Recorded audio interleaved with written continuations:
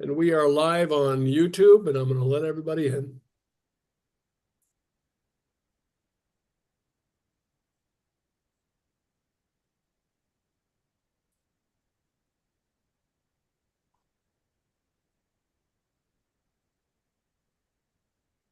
Good evening, everybody.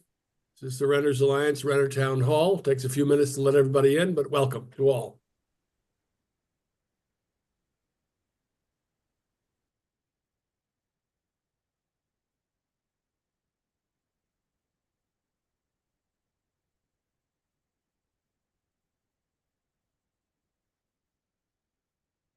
Good evening. If you're just joining us, this is the Renters Alliance Renter Town Hall. We'll be with you in just a few minutes. Just open the doors to YouTube, and as you know, it takes a few minutes.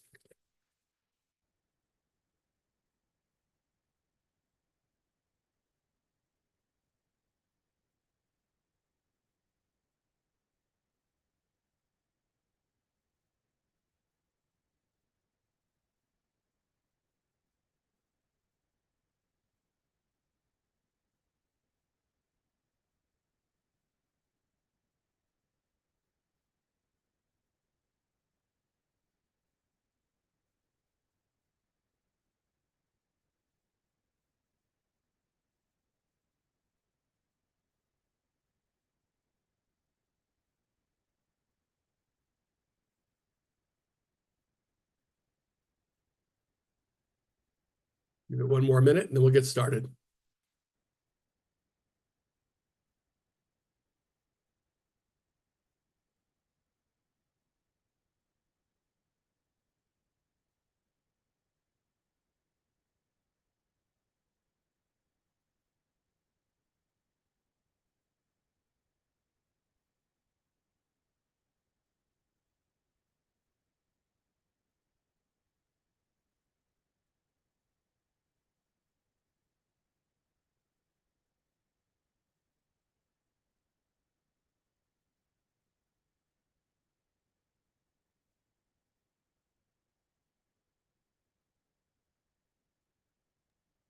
Matt, can you open up the chat for everyone?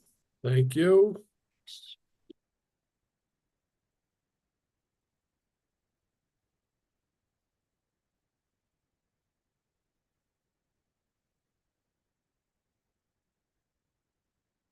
Waiting for that magic minute or that magic number, and we'll get started.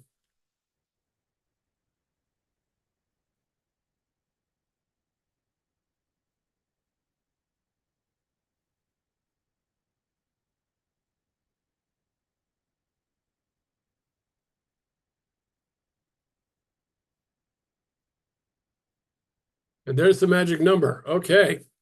Good evening, everyone. My name is Matt Losack. I'm co-founder and executive director of the Montgomery County Renters Alliance. This is going to be a staff-only and all of you discussion tonight. Unfortunately, for reasons that go beyond my understanding, we're just not able to get anybody from the Department of Housing and Community Affairs to join us today. It could be because of the holiday coming up next week. It could be that they just don't want to talk to us. I'm not sure. But I do know there's a lot of information that needs to be reported, and a lot of people are very desperate to hear about it. We're going to give you our best information, but I want to emphasize a couple of points and a couple other things too. If you have any questions or concerns, please put them in the chat. We are recording. It's on YouTube, and you can follow up and listen to that at a later time. We are going to give you the background on the rent stabilization bill. We're going to give you what we know about where it stands now and what we know about the rent regulations that go with the bill that are under consideration. However, there will be many aspects to it that we sort of know, kind of know, and are not sure about. And so it's going to be very important that if you heard it from the Renters Alliance, you can't take it to the bank just yet. We'll try to distinguish what we really know and what we sort of know with you, but I don't want anybody to go forward to a landlord or property manager and say this is the law or this is the rule. A lot of things are in flux, and the rent stabilization law has not taken effect yet. The rent stabilization law required that the county develop a set of regulations to go along with them. Those regulations were published in the county register at the beginning of February for 30 days. After that 30 days, the Department of Housing and Community Affairs received, according to them, 150 pages of recommendations and edits to the regulations. Some of those came from us, but you can be sure a good number of them also came from the landlord developer community, which didn't like the regulations of the rent stabilization law to begin with. And then DHCA and their experts and their lawyers had to get busy on developing what they believe is the best representation and integration of those recommendations. And so they have done that. And they submitted the rent stabilization regulations now to the county council. I think it was on June 19th, although some reported it on Friday, the 21st, whatever. Last week, they submitted the rent regulations to the county council. Yesterday, Tuesday, the county council formally accepted them for consideration.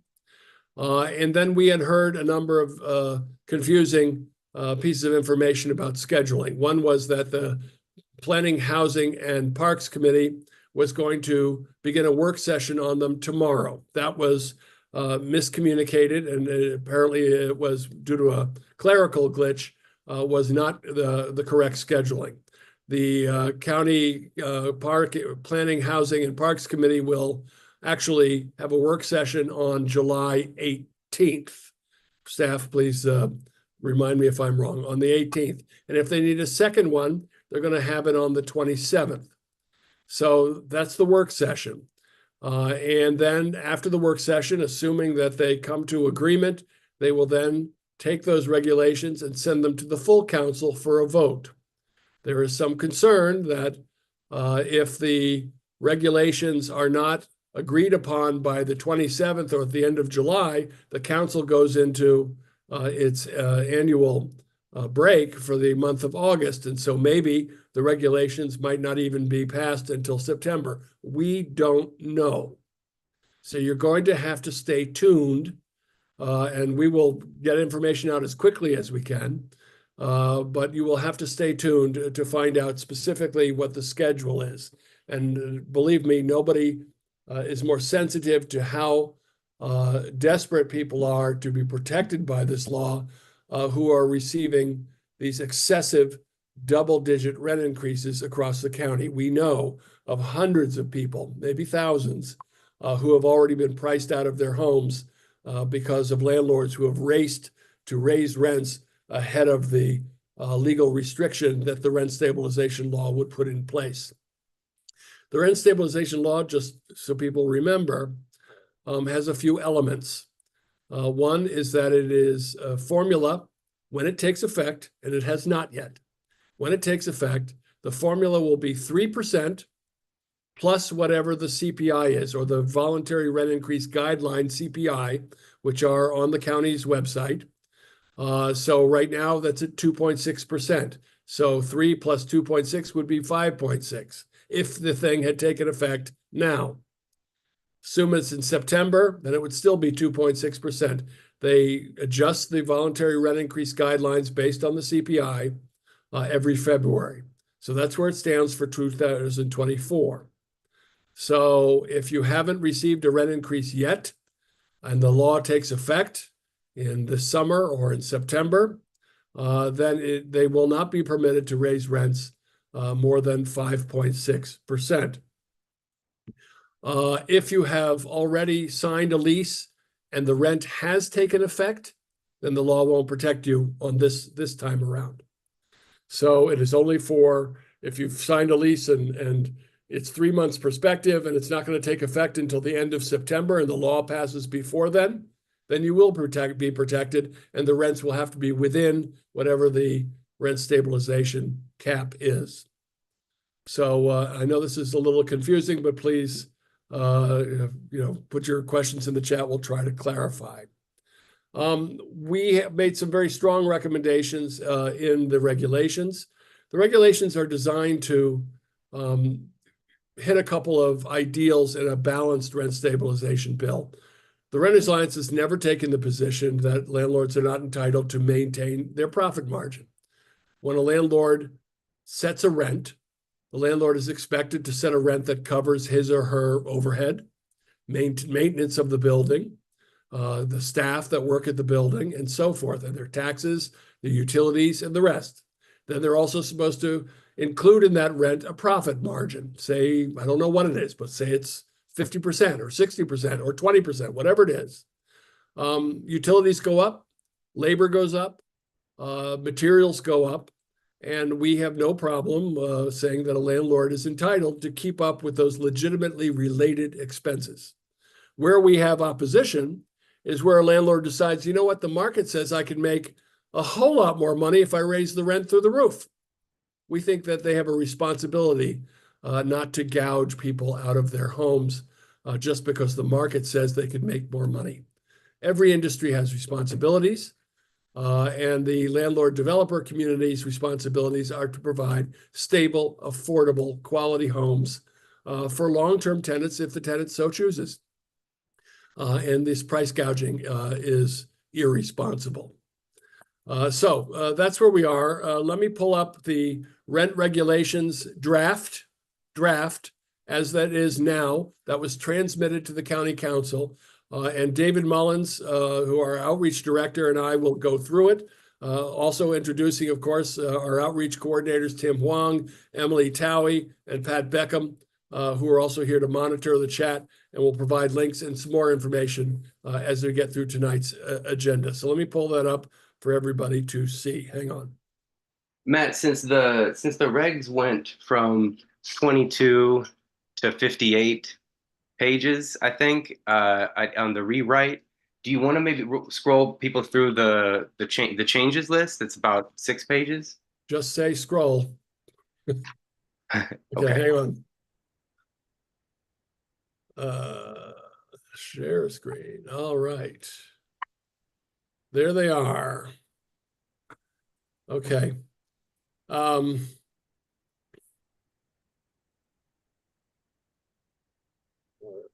I guess we should also point out that what the bill would applies to only buildings that have been built before 23 years ago. If your building was built 22 years ago, you got 1 more year of an exemption. If your building was built this year, you got 23 years. The Renters Alliance opposed that provision, that amendment, which was provided by Councilmember Don Lutke. We also had another amendment which we opposed, but also small landlords with 2 or fewer units are also exempt from this protection when it passes. So that's in there. All right.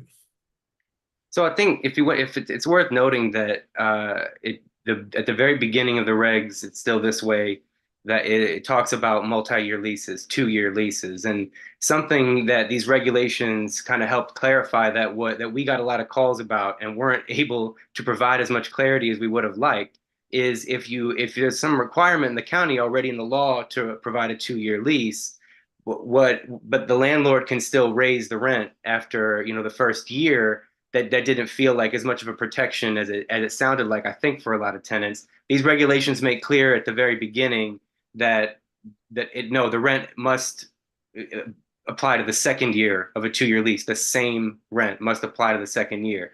So then one update right off the bat that was just made by DHCA, one revision was now they clarify at the top that for that second year when they can't raise the rent, they can't bank that amount. And so if you'll recall, there's a banking provision in the law that if they don't raise the rent if the landlord doesn't raise it as much as they could, up to the limit, they can bank that amount and apply it to a subsequent year. And then when you add in the banked, then the rent increase can't go above 10% total. That's what the hard cap is there. So they just clarified that, yes, 2-year leases has to be the same rent both years, but the landlord can bank that amount the second year and then apply it to a later year. So that was the first changes. Historically, adding to this confusion. So again, we're going to be clarifying things as we go, not necessarily tonight, but if you pay attention to these town halls, we'll get more clarification as we go. It historically was that the first year in a 2-year lease offering would offer you X amount of a rent increase, and then the second year would offer you a second rent increase. and that the 2-year lease offering had to tell you what the first year was going to be and the second year. The new interpretation, which of course we support, would be that they offer you a 2-year lease with whatever the rent increase is at the beginning of that 2 years, but that it applies for 24 months, the entire 24 months. That would be a welcome understanding of the law. And it's been codified in these rent regulations, but we think that it will be more certain when the rent regulations pass if that provision stays with it. David, where should we go? Okay, well, here you're on, let's go. I'm on 4 of 28. Going in order here, I guess the next change would be to the troubled or at-risk properties. During the work sessions, DHCA, which I'm not sure what page that's on, I'm sorry, but it's 29.58. We're still in 29.58.01. So the beginning of 29.58. So there's and yeah, the DHCA basically realized, I think, that it wasn't clear how to get off the troubled, clear enough how to get off the troubled properties list. That was the change here.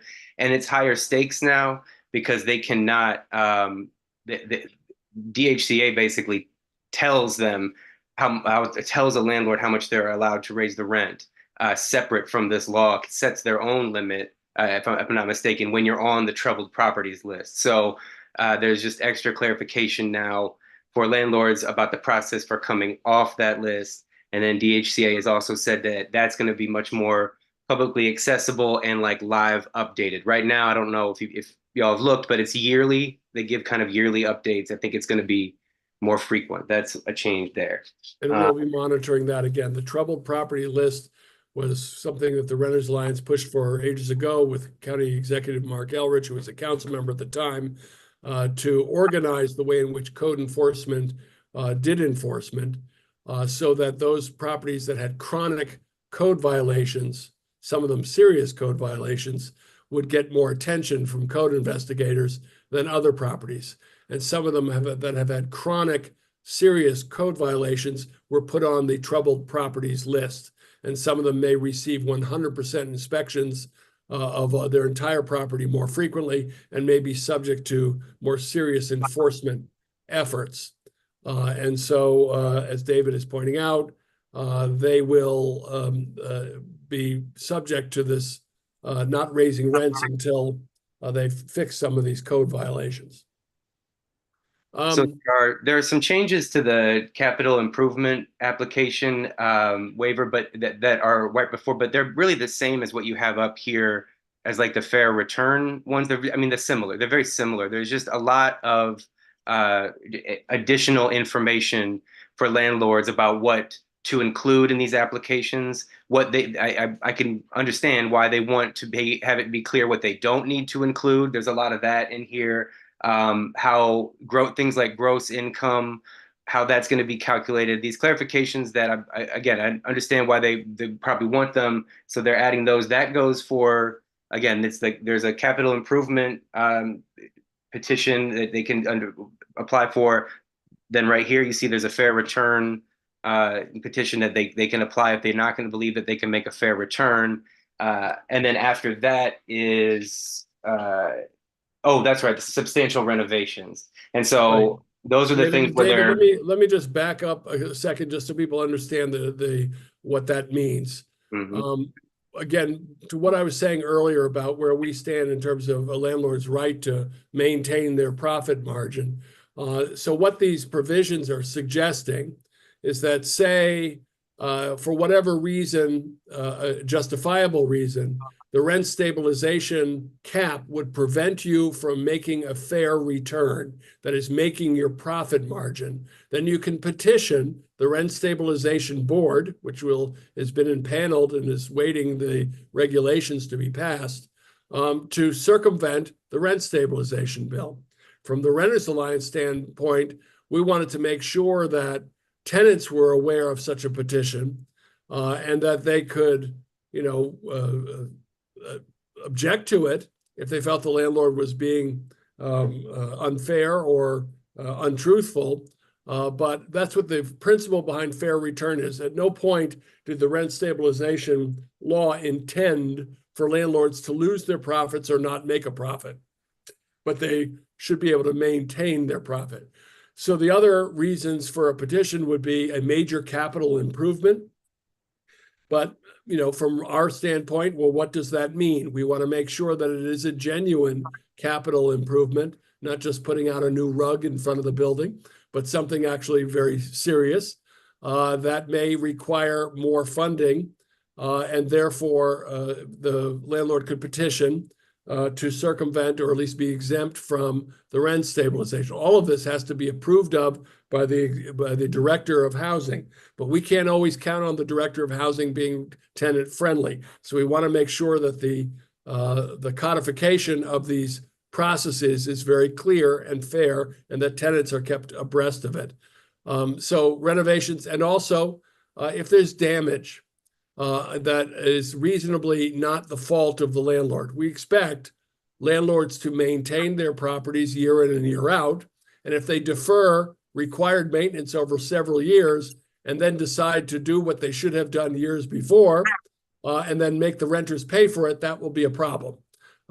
So they will have to justify something that would be reasonably unanticipated as an expense in maintaining or repairing their property as another justification to be exempt from raising rents to cover those additional expenses. So all of these processes are actually very important, and we're watching very closely to see what the rules are and the oversight for these kinds of petitions. Does that make sense, David? He's my alter brain. Well, no, to come back to then where you started, then when we made our suggestions, we were very clear that, we flagged where it said the tenants will get notice, we wanted consistency there. And it said, through mail. So one change that was made in the new draft is there's electronic communication has been added, but the language says it's not in lieu of regular mail. So tenants should still be notified of these things. And when these petitions are being filed by the landlord, and it should be in communicate, you should be allowed to be in communication with DHCA and about the process. But right, and so then substantial renovation is the sequentially the last one of those types of petitions or waivers.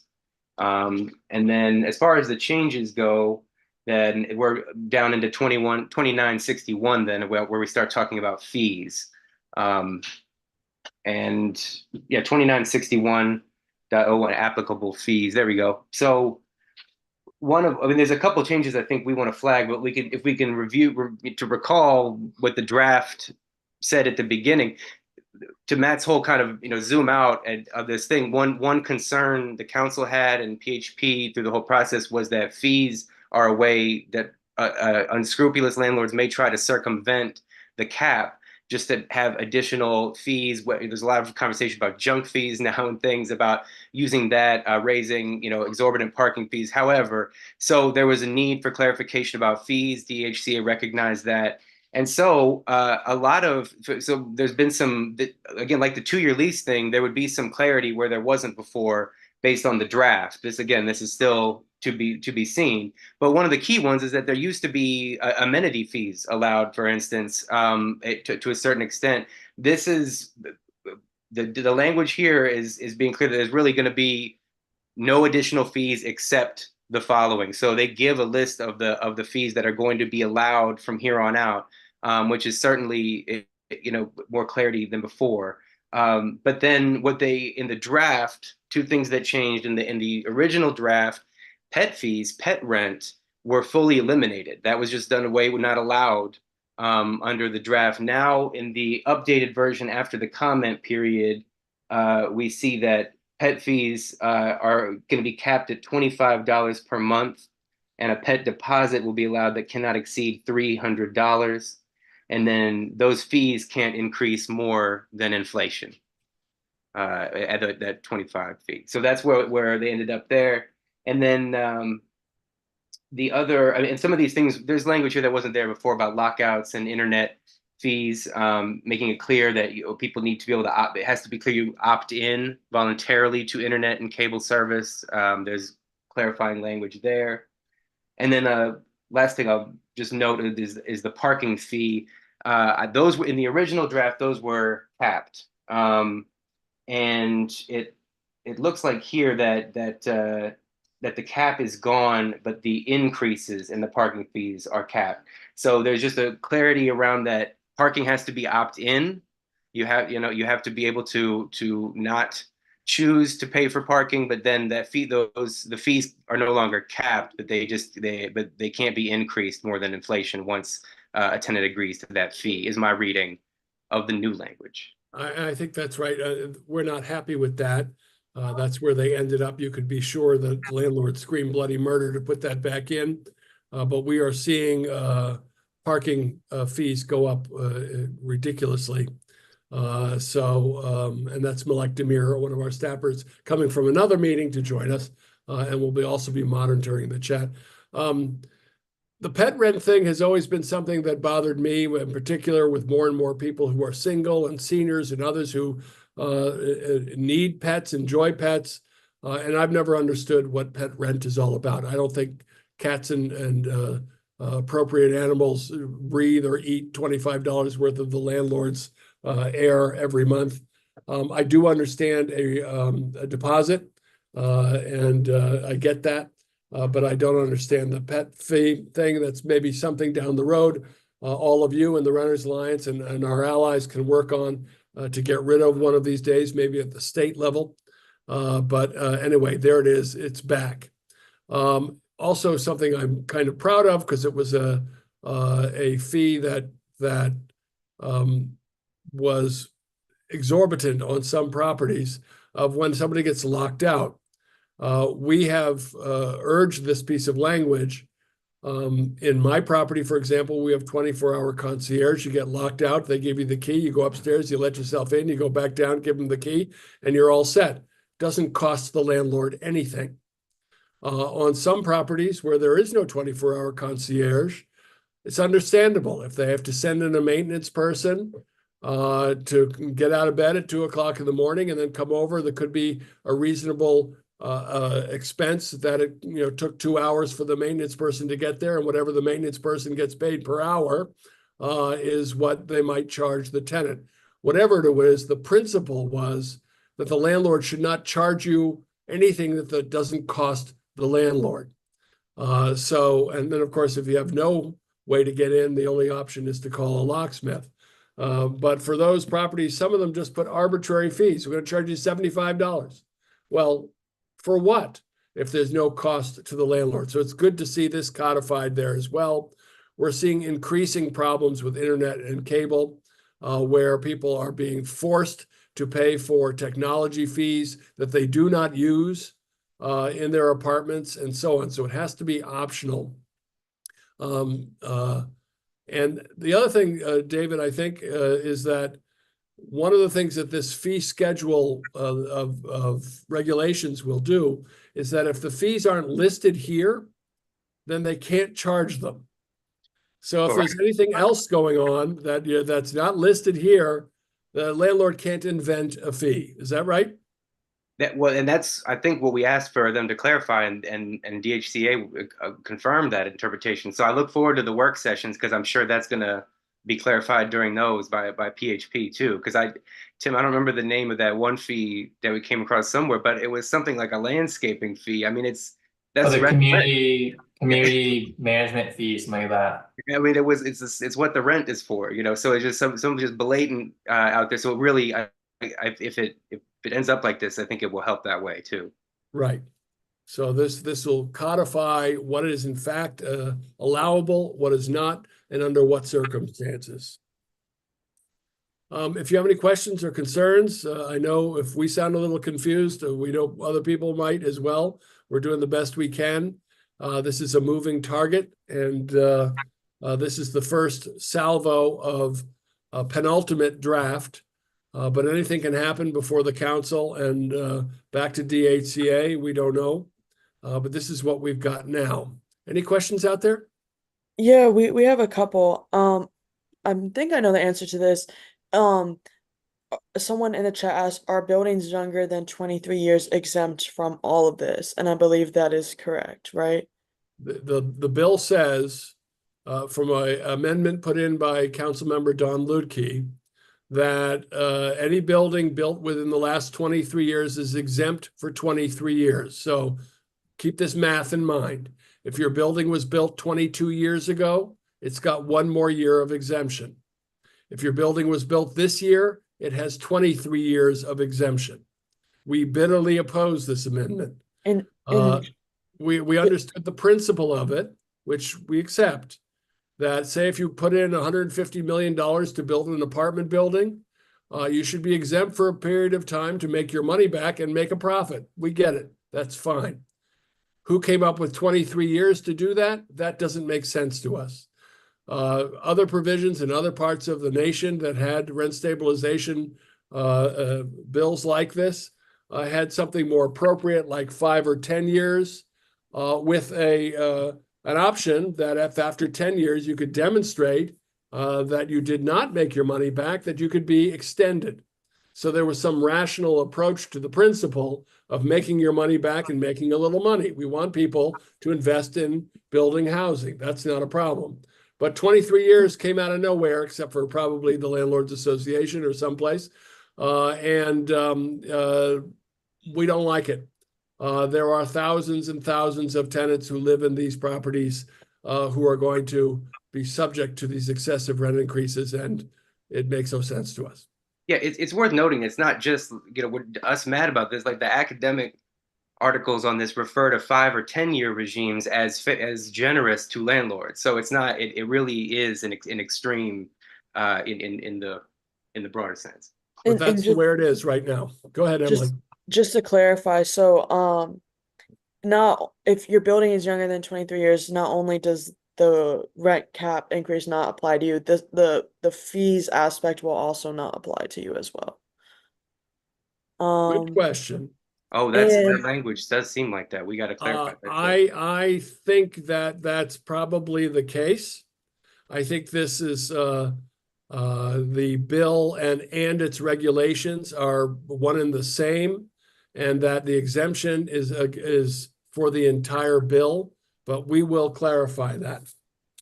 And that would make sense in the context of rent otherwise subsidized or stabilized buildings, either federally or what have you, are not part of this either. They usually have their own limits on those too. But great question. That's great.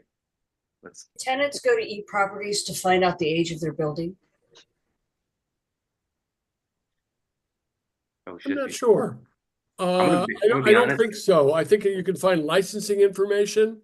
You can find code violations and landlord-tenant complaints, but I don't know about the building date. That might be more likely the Department of Permits or I forget what the department that holds the deeds. But there is that information somewhere in the county, but I'm not sure if it's eProperties. So we also had questions about the 2-year thing. So with these regulations, they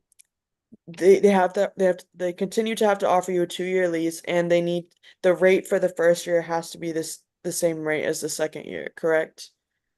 That's our understanding until the regulations pass. Right. We're not 100% certain of it, but that's our interpretation of the regulations as they stand. And it is the Director of Housing's interpretation. That interpretation has been sent to the General Counsel's office for confirmation that was, let me give you a background. That legislation was passed with the Renters Alliance and County Council member Mark Elrich as part of Renter Protection Bill 1915 back in 2015. And it required, where it used to be that when somebody filled out a renter application for a new apartment, you had to be offered a 2-year lease. But that was the last time you had to be offered a 2-year lease. The Renter Protection Bill 1915 said every renewal has to include the offering of a 2-year lease. Since that time, the interpretation was from the Office of Landlord and Tenant Affairs that you could only raise rents once in a 12-month period, and that's always true, except that in the 2-year lease, it would be the rent increase for the first 12 months, and then you would receive another increase in the second 12 months, and that had to be known to you at the time you signed a 2-year lease. The But they new could be interpretation different. says, the new interpretation says, if it comes to be clear and true, that the first increase for the 2-year lease should last for 24 months. Okay, thanks. So yeah, so Phyllis was asking, so if in the past, since these regulations aren't in effect yet, in the past, if you had a 2-year lease and let's say the first year was 5% and the second year was 7%, they were allowed to do that. That's the way DHCA, Department of Landlord Tenant Affairs, was interpreting that law, and that's how we saw it enforced. Okay.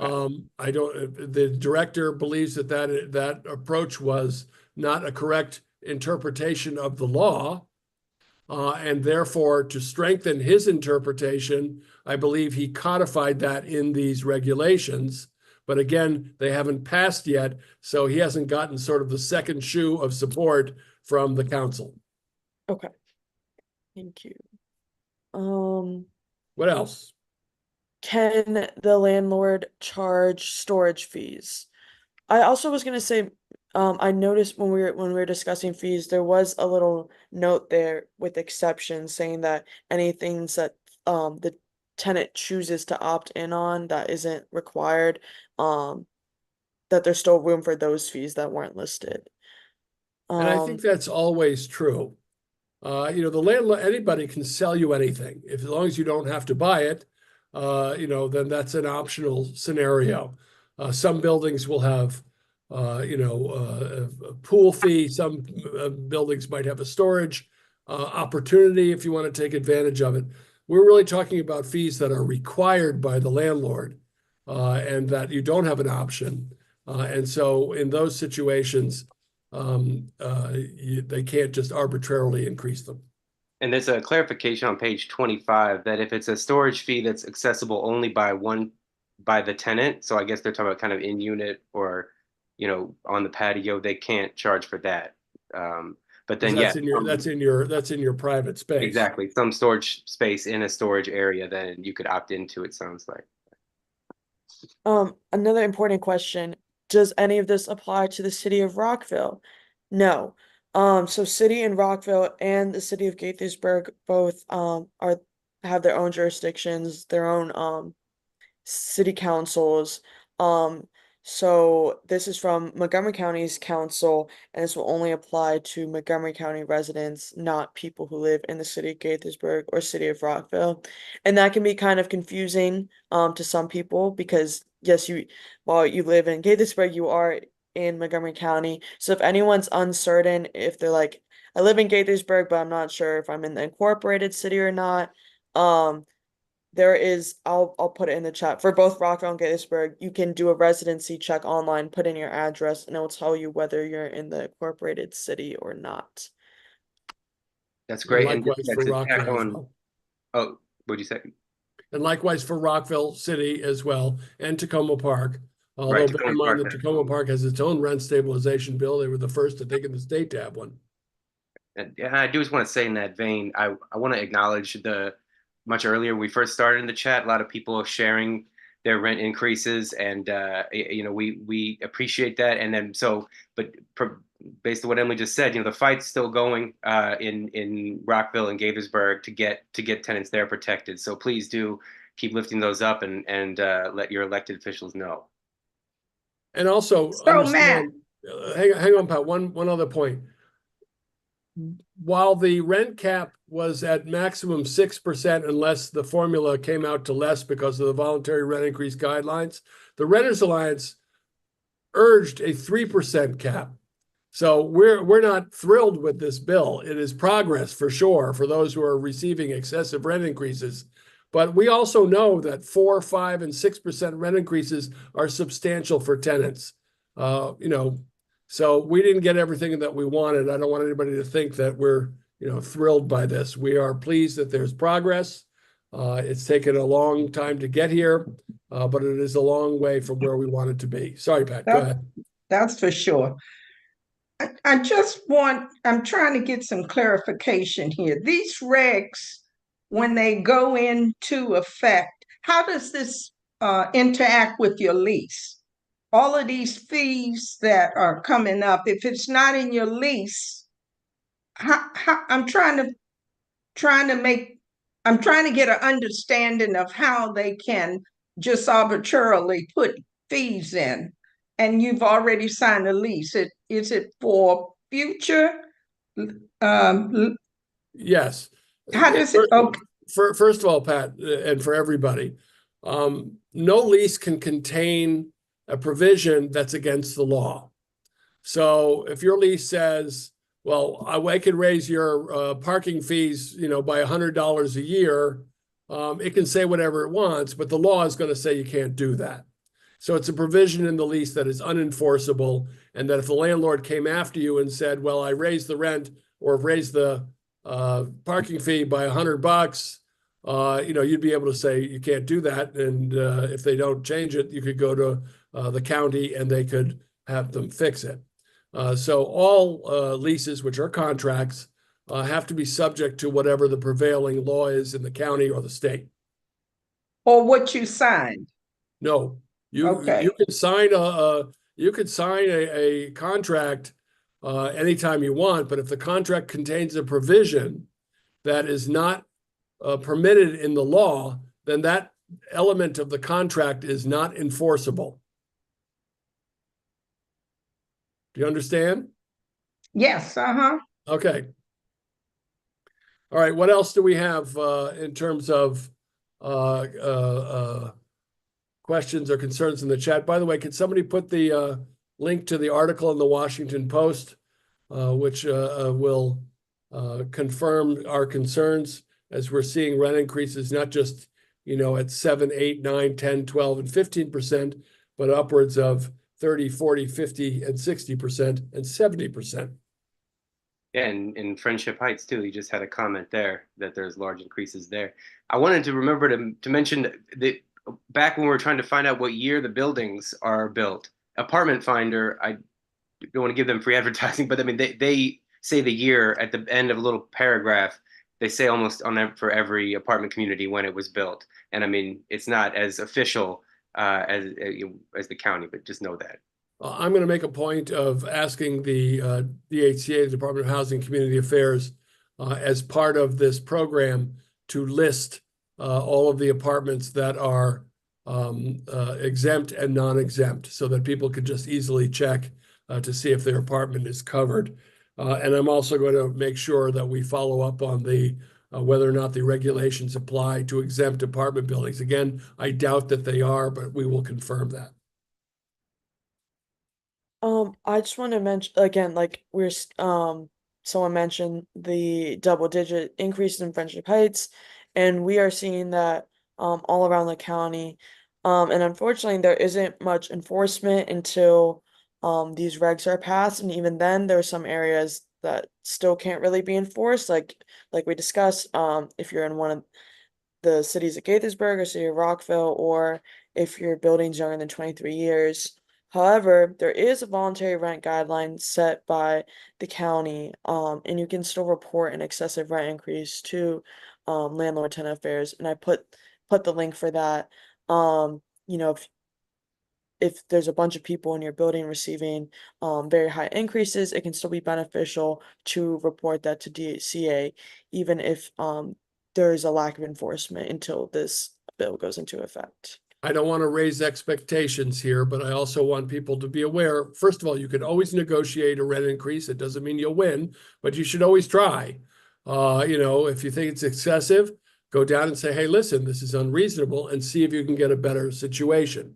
Some rent increases are so excessive as to amount to what is known as a constructive eviction. That is, they've raised your rent so much, they might as well just evict you.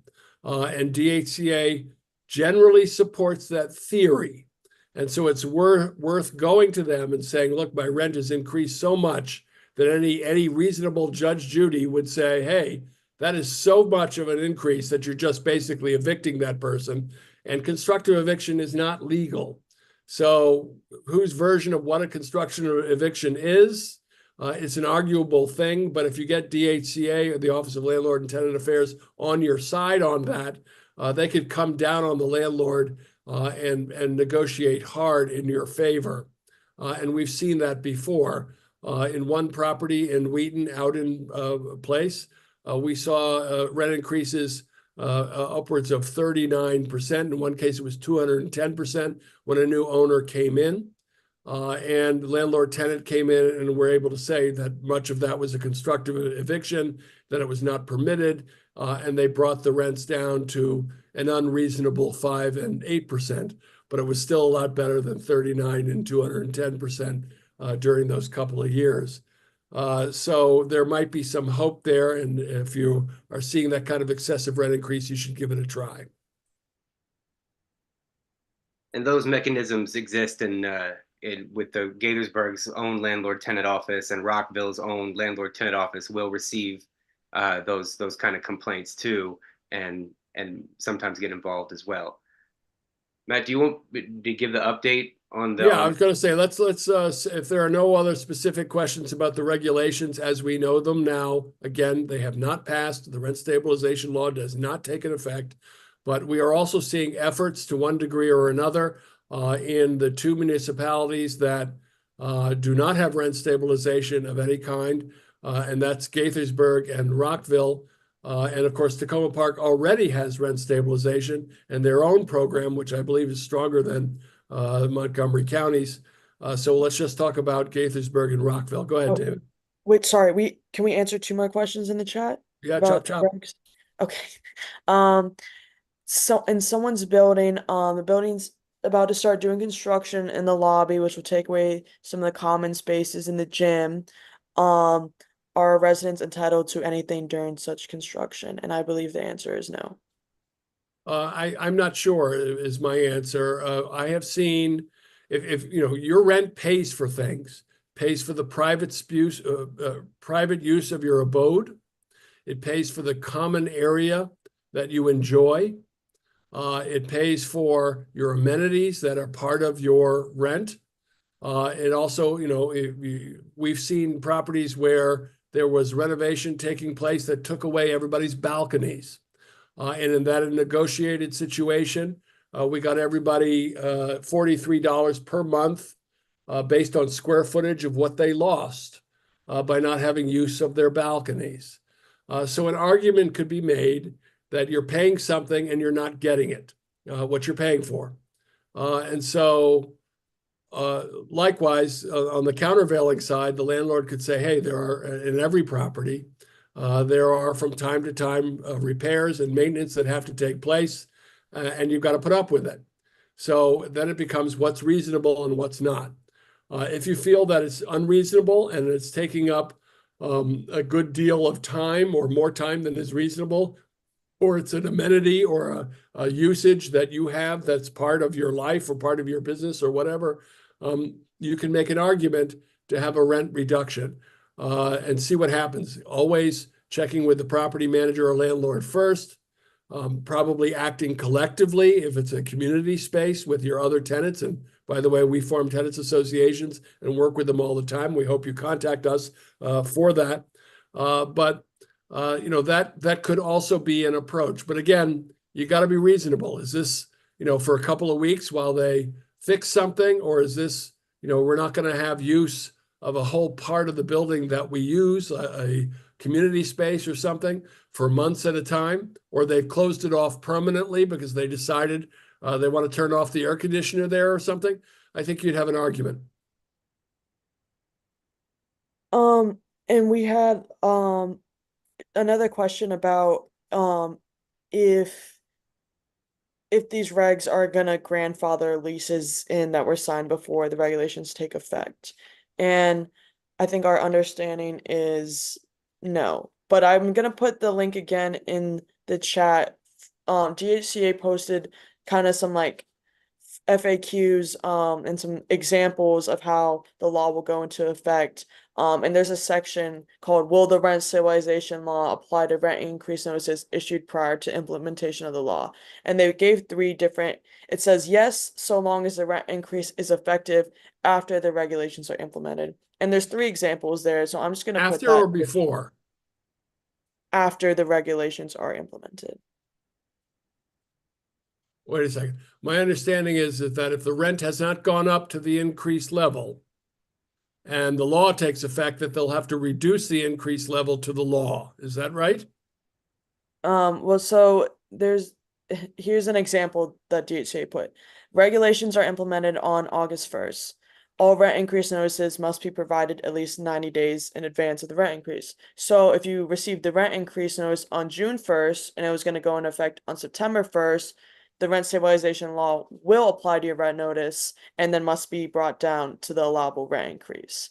However, the other end would be if the regulations are implemented August 1st, but you received your increase notice on April 1st and it's not going to start till July 1st, the law wouldn't apply to you because your increase is already going into effect before the regulations do. That's my understanding. So if your increase is already taken effect and the law has not been passed, then it will not be retroactively applied to the increase. That's what If I'm your saying. increase too. hasn't happened yet, then it has to comport with the law. That was what I was seeing too. So I just put the link in the chat if people want to take a look. They gave three different examples of when it would apply to you and when it wouldn't apply to you based off the dates. So I would recommend folks take a look at that if they have questions. And we Thanks, Matt. will have, when, for God's help, this regulation finally passes, and we have a law in effect and a program overseeing the law, we will have the leaders of that program on our town hall to discuss in detail how things are working and again, provide more clarifications, perhaps better clarification than we can offer right now. Okay, David, go ahead, the municipalities. Quickly, I was just concerned about one thing I saw in the chat about someone being asked for a 60-day notice, along with a rent increase notice. And so just want to reiterate just that last conversation, what's already the law is you already are supposed to get 90 days notice of a rent increase. So you're supposed to have 90 days to figure that out. But then if they're also saying in the notice, if you decline this offer, we need at least 60 days notice to vacate. That would be, the normal already from before. But if you're only getting 60 days for some reason to decide about a rent increase, that's please let us know, because you're supposed to be given that 90 days to consider that. Let me clarify the 60-day thing so people know. And also, if you're on a month-to-month, I believe that you have to usually give 30 days notice to vacate. And likewise, I think the landlord still needs to give you 60 days notice if they want you to move out. We do not have rent just cause eviction protection in the state of Maryland. We're fighting for this like crazy, but that means at the end of any lease with 60 days notice, the landlord could say they're not renewing the lease and that you have to move out. And there's very little defense against that. It's a really terrible vulnerability for tenants. Okay, municipalities. Great. So in Gaithersburg, unfortunately, there's really, as far as rent stabilization agenda items or anything, there's really nothing on the agenda. There were some tenant protections that were reviewed in a work session recently, but that didn't include any kind of mandatory rent cap or anything for discussion. So then moving over to Rockville, though, it's a slightly different story because something is on the agenda and soon here. So they're going to have one of their regular mayor and council meetings in Rockville on July 8th. And there's a lot on the agenda. So I believe you want to check their website, but I believe it's starting an hour earlier. Usually they meet at 7. It's going to happen at 6 because there's a lot. And in Rockville, they have a community forum toward the beginning. Any comments about anything that day are going to be allowed at the beginning from the public. So please know that. And then that day on the agenda is rent stabilization as a discussion item. So if it's anything like the affordable housing discussion they recently had, staff will have prepared a presentation specifically about rent stabilization, and we'll be presenting that and then taking questions and having discussion amongst the council members and the mayor. So this is since it's actually on the agenda there again on July 8th.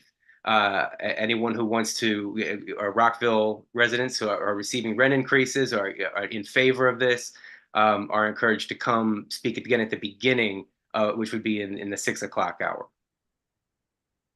I do want to say, while Rockville appears to be a rent stabilization desert in terms of what the mayor, Judd Ashman, and the council members seem willing to Gaithersburg. Sorry, you said Rockville, Gaithersburg. Now you're talking Gaithersburg. Sorry, Rockville, Gaithersburg. That they seem to be a rent stabilization desert. The mayor, Judd Ashman, wrote a letter to the county council opposing the Montgomery County's rent stabilization bill based on talking points from the Landlords Association. And he didn't get a whole lot of disagreement from the rest of his council, except for Rob Wu, who did not sign the letter. That said, having done this now, working more than 15 years on renter activity here in Montgomery County and in the state of Maryland, if it's a desert this year, it was absolutely silent in previous years. And in the last year, we have seen more and more renters, including our very own David Mullins, who's on the Commission of Landlord and Tenant Affairs for Gaithersburg, get active in that community. There's 64,000 residents in Gaithersburg. Tens of thousands of them are living in rental housing, and not just temporarily, but permanently as a way of life. And so the demographics are changing in Gaithersburg, and they're getting active and getting more organized and showing up at council meetings and running for office.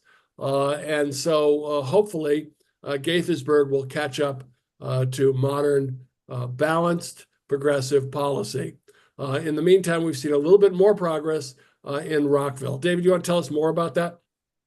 The progress being that it was actually introduced as an agenda item. So that takes 2 council members to do, I think, under the Rockville rules at least. So that means there's at least a couple council members who were in favor enough to get it on the agenda and move it to that point. And so that is, that's and then for staff to be engaged and for there to be a real framework of a discussion coming up, I think is certainly a stark contrast. But to your point, the one thing they have in common is both Gaithersburg and Rockville have heard presentations from their staff about how cost burden renters are, and how and severely many of them, like half of renters, are paying more than a third of their income toward rent in both these places. And so those councils are both hearing that from their staff. And so yeah, the more people engage, the tide is building. But again, Right. One more time, that's July 8th is going to be that Rockville meeting at 6 p.m. Where there will be a rent stabilization discussion amongst the mayor and council. And if you're a Rockville city renter who's concerned about this, we urge you to show up to that meeting.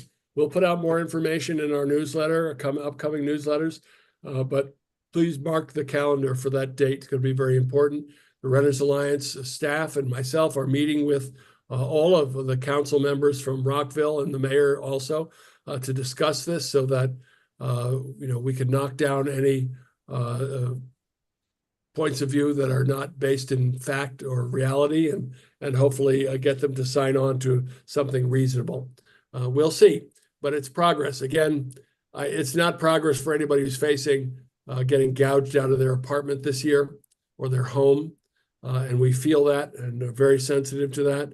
But again, in the long years that I've been doing this, this is revolutionary progress for our region, but very slow for sure. Okay, let me just, if there are no more questions on Rockville, Gaithersburg, or the rent stabilization regs. All right, then let me move on to just a quick notice. Sorry, go ahead. I think there was one question earlier that I just want to double check. So utilities aren't part of the under rent stabilization, right? Even if there are like building wide utilities? No, I think the landlord is entitled to charge what the utility charge is. Right, okay. And the Public Service Commission, I think that's what it's called, sets the rates for utilities in the state of Maryland. And so that is outside of, I think, the purview of this law. So it's not like the landlord's charging the utility fee, the utility's charging the utility fee. But what the Right. landlord cannot charge is any fee associated on top of that, except for if there's a third-party biller, that is somebody who prepares the bill for the landlord, they can charge $1 for that preparation of that particular utility. So if you get a water bill, you might see it from an outside company, as I do, there might be a $1 administrative fee. If there's more than that, $2, $5, $6, as we've seen for one utility, that's against the law, and we'd like to see examples of that. Matt, one last thing. Someone was asking, if landlords are allowed to charge two different rates for the exact same unit and square footage. Yes.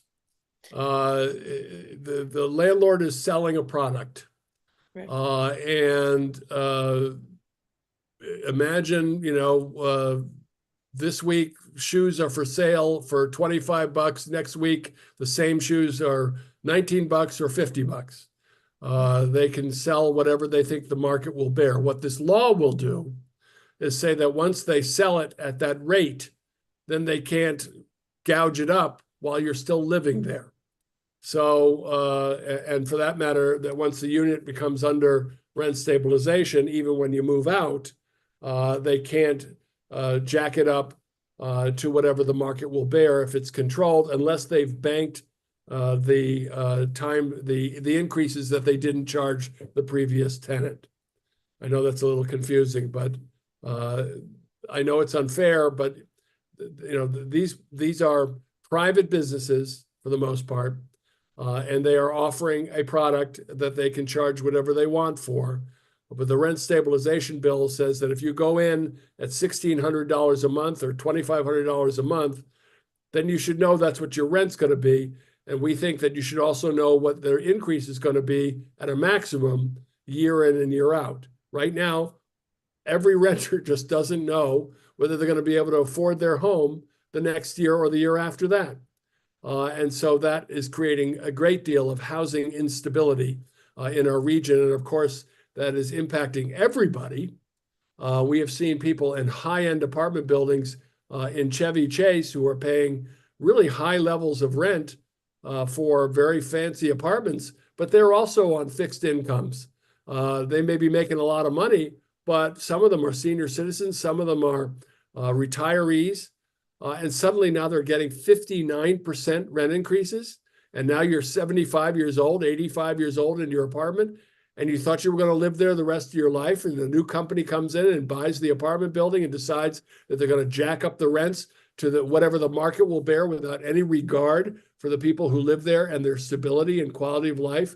That is just outrageous to us. And we can only say that if it's happening in the upper end apartments, imagine what it's doing to working families, low-income families, to immigrants in our community. It's highly destabilizing, and it's costing more than just the inconvenience to those families.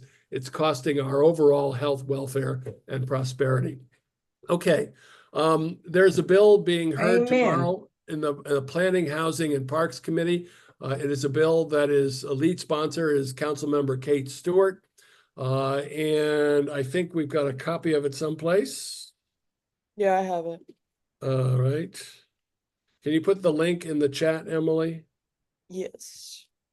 And let me just say basically where it comes from and what it does.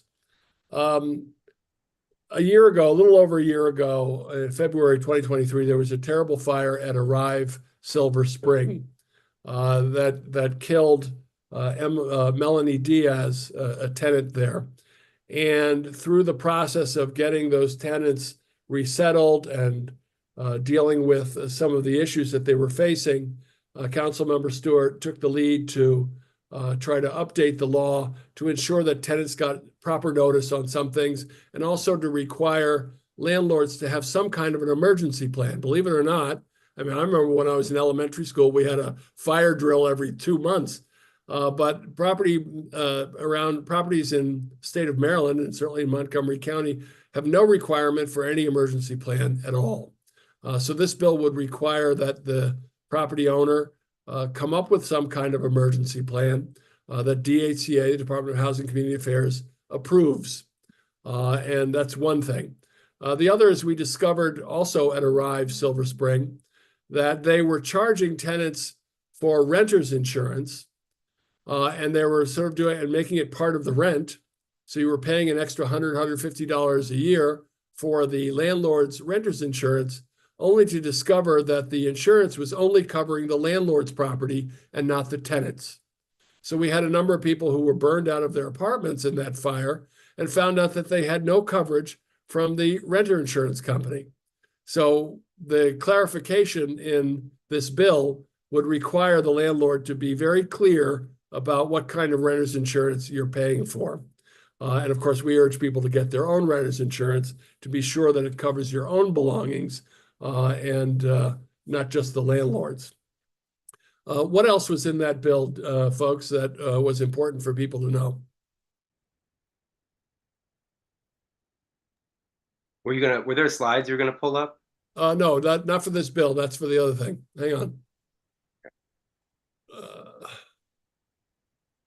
Okay, because you're still sharing is why.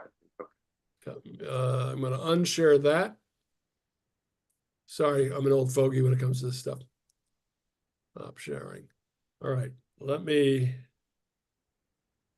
pull up that. Did you mention the emergency phone number for that Kate Stewart bill? Thank you. Please do. Yeah, so the bill just requires that landlords provide an emergency phone number to contact management around the clock. Also it strengthens the AC legislation. So that would be one of the things that the emergency phone could be used for. If your AC, goes above 80 degrees during the summer, you can call that line. Okay. And then did you talk about that the landlord had to notify tenants for like disruptions of essential services? Yeah, so there it is. Yeah. So again, disruption of the essential services. I mean, how many times have all of us found out that there's no hot water and nobody told us that there's going to be no hot water for 3 days? That's kind of annoying. So this bill would require the landlord to be on top of those kinds of communications when there are significant disruptions. It would also require that there be an emergency safety plan, as I mentioned. And then I think also that there be, as Tim mentioned, 24-hour availability of a building representative during certain emergency situations. We have seen too often where people pick up the telephone number for the 24-hour emergency number and nobody answers, or there's a recording and nothing happens. So this bill would strengthen all of that notification. I would like to point out that the Renters Alliance is urging an amendment. We don't know if it'll happen, but we also think that tenants should be informed of criminal activity on the property when it happens. We have unfortunately seen a number of situations where significant crime has taken place, shootings, rapes, and so on. And the only information that tenants get in the community is by rumor.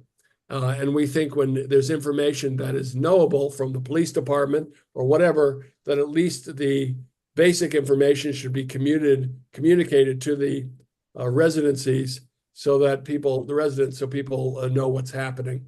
It used to be in Montgomery County that on the eProperties database, you could find out what was going on with code violations, with landlord-tenant complaints, and with criminal activity. But some years ago, they removed that piece of information, and we'd like to see it restored. Kate Stewart, Councilmember Kate Stewart, spoke to me earlier today. She doesn't think that amendment can make it into this legislation. But with every step forward, there's that, and then we can see about amending it down the road. But again, if you support that kind of information, please contact your council members and say, we think this ought to be included. So that hearing from the Planning, Housing and Parks Committee on this bill will take place tomorrow at the Planning, Housing and Parks Committee hearing. And I believe we put a link up in the chat for information on that and this memorandum so you can read more about it. Okay. Any questions on that? You And if mentioned, not, did you mention the insurance part? what's that? You mentioned the insurance thing at the top. I missed that part of it. I did mention it. Let me mention it again. What we've seen is that a number of, well, I think, unscrupulous landlords have put in a sort of a bait and switch where they say, you got to pay for renter's insurance, and we offer it. And so they offer you renter's insurance and you pay for it, but the detail is that it only covers the landlord's property and doesn't cover your own belongings. Kate Stewart's bill would say, wait a second, you can't do that so fast. You got to be clear with the tenants in notifying them that this insurance only covers the landlord and not you. And we say to other tenants, don't pay it. Buy your own renter's insurance and make sure that your belongings are covered. Okay, I want to go on to the air conditioning bill. Let me pull up the PowerPoint. Stop sharing on that. Pull up the PowerPoint.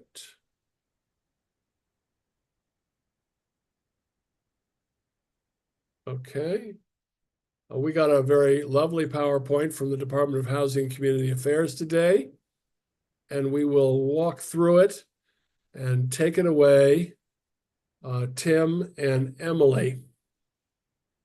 Yeah, so there's a AC bill that essentially guarantees AC during the summer. It's Bill 2419, and it was passed in 2020. So it requires landlords to provide AC in good working condition from June 1st to September 30th. And it has to be in every habitable space. So bedrooms, pretty much. And the temperature cannot be more than 80 degrees. If you want to know more about that, you can go look at the actual code, chapter 26. And yeah, if you're interested, you can reach out to us if you can't find it. But and then it's enforced by DHCA's code enforcement.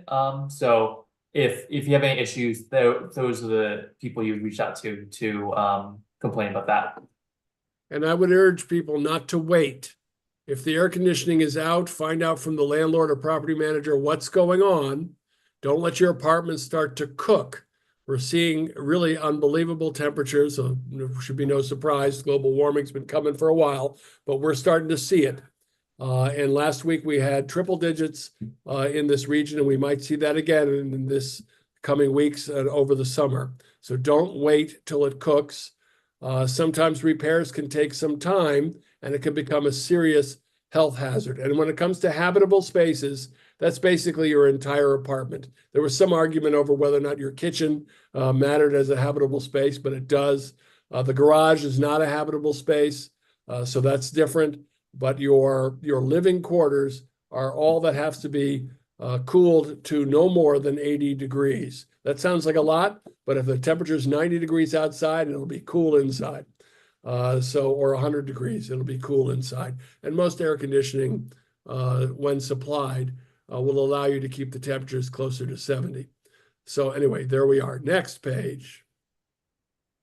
Real quick, I also someone in the chat was saying that their AC had been out for 2 months. I put the link to the code enforcement complaint. You are definitely beyond entitled to make a complaint if you've gone 2 months without AC, especially in the warmer months.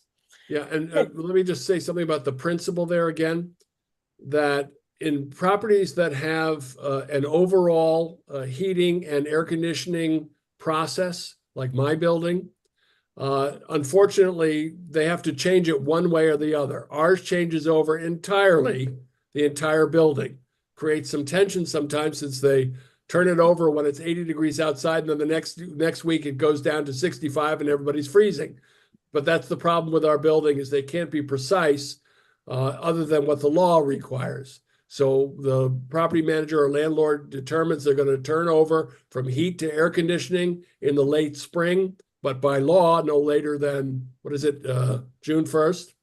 And then they're going to keep it on to at least, September 30. What is June it? 1st to September 30th.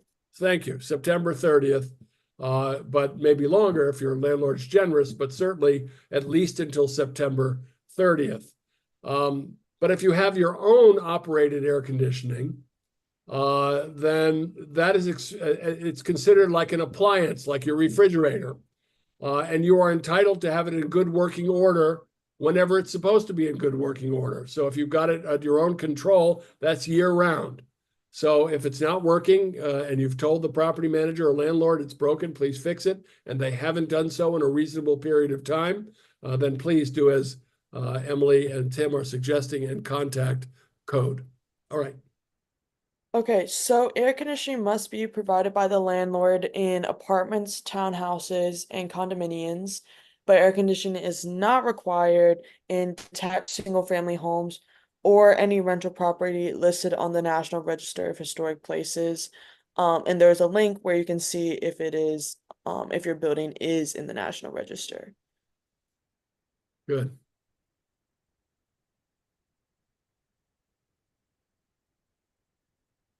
So, There you go. yeah.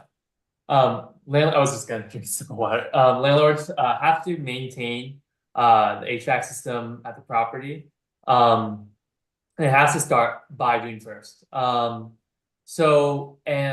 DCA, code enforcement will issue a notice of violation if the AC isn't working after an inspector, after you make a code complaint, inspector comes out. So landlords have to respond to the inspector's notice of violation within 24 to 48 hours for AC. And they can get an extension for repairs if they request within 5 days of the violation. And DCA could give an extension for up to 6 months if it would cause a financial hardship. So I guess take that with a grain of salt. And I want to emphasize again that if it is a life safety issue, you need to really, if the landlord is unable to respond, you need to make sure that code enforcement knows that despite these provisions that allow some flexibility in repairs, it is unacceptable for anyone to live in a space that is uninhabitable or dangerously inhabitable because the heat is too high. If you live on an upper floor and you're disabled, or you're a senior, or you have to work, or children or need to be in school or whatever, it is unacceptable to be in an apartment that's 90 to 100 degrees or higher. And so it is really a health and safety concern and a violation. So tenant obligations on their end. So it's up to tenants to immediately report any air conditioning problems to their landlord. It's also recommended that tenants send their landlord a written repair request that includes a date that the request was submitted. Tenants should keep copies of repair requests. If repairs are not addressed within 1 day of request, they can call 311 or that other number for assistance. The DHC's code enforcement section will issue a notice of violation to the landlord if repairs are not addressed or temporary air conditioning is not provided within 24 to 48 hours. And this kind of goes with what we would say to any correspondence between you and your landlord. You should always keep copies for yourself because that's something that might be helpful for us to look at later, or if you're in dispute with them, they say you never requested it. just so you have things for your record, is always a good idea. And then also when you're filing a complaint with code enforcement or landlord-tenant affairs, to have documentation of requests and correspondence will help your case. Great. Any questions on air conditioning requirements in apartment communities? We have someone in the chat asking if she has any action after the fact. Her AC was broken. They responded within 2 days but didn't fix it for 4 days, and it was 84 degrees for 4 days. And she wants to know if there's anything she can do now. No. I'm sorry to say. Unfortunately, we all suffer through inconveniences. If again, we're none of us here are lawyers. Sometimes we act like them on TV, but we're not. But we have some experience here, and you have to kind of think about this from a civil litigation standpoint. Again, not giving you legal advice, but in order to win something in a civil litigation scenario, you have to have damage, and you have to show that the reason you have damage is because of some kind of negligence or abuse on the part of the landlord. Now, you could say they didn't get to something fast enough, so what was the damage? Well, first of all, you're going to have to show that you asked them to repair it, they didn't repair it in some kind of gross negligent kind of way. They refused to, they didn't want to, whatever. And you have that in writing or some other evidence of that. And then you have to show that because of that, there was damage to you. And then you're going to have to be able to quantify or demonstrate that damage to a judge. So in that kind of scenario, the initial judge would be the Office of Landlord and Tenant Affairs if you went that route. And my guess is, unless you could show those other things, they're just going to say, sorry, you had a difficult time. And that's going to be that. If you went to court, you're going to have much more serious evidence and fact pattern. So just keep that in mind. That's why we say, don't wait on complaints on things that are serious. If your apartment is hot and unlivable because the air conditioning is broken, you should immediately go down personally and then in writing, say to the property manager or landlord, this is fixed and it needs fixing now. And if they don't do it in what would be considered a reasonable period of time, then you need to file a code complaint. That's your only relief. If you find that code or whatever relief you're seeking is not helping fast enough, the Renters Alliance is an advocacy organization as well as a public information and outreach organization for tenants. And we can sometimes help navigate the enforcement process and get you relief faster. So keep us in mind. But my answer, the bad news is I don't think so. Anything else? All right. Oh, go ahead, Emily. Back to Kate Stewart's bill.